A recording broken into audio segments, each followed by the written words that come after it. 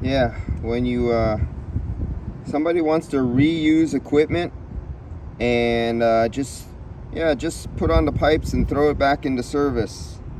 That looks really beautiful in there. Winner, winner, chicken dinner. And that's what happens.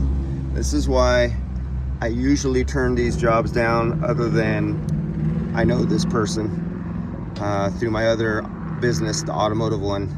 And so I will come out here and do this for him. Even though I don't have time, I literally had to work to like 8:45, 2 nights in a row this week, one time past 9, and on a weekend, to just get one day to come out here and do this job, where I'm jumping right onto another job with equipment installation. And that's why I usually turn these down.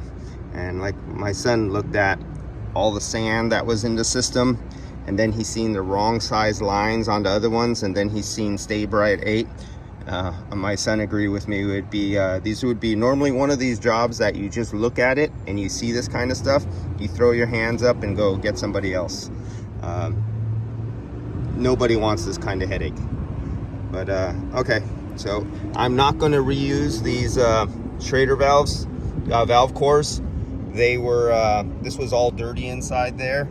The caps were left open. I'm going to put some lubricant down in here before I turn out. You see all that rust on the side on the cylinder? Well, there's an O-ring that is going to come up and slide along all that rust.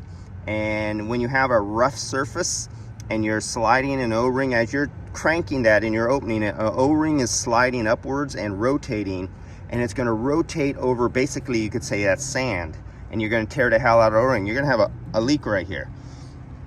These are all things that cause you problems and headaches later on when you come behind somebody else's work.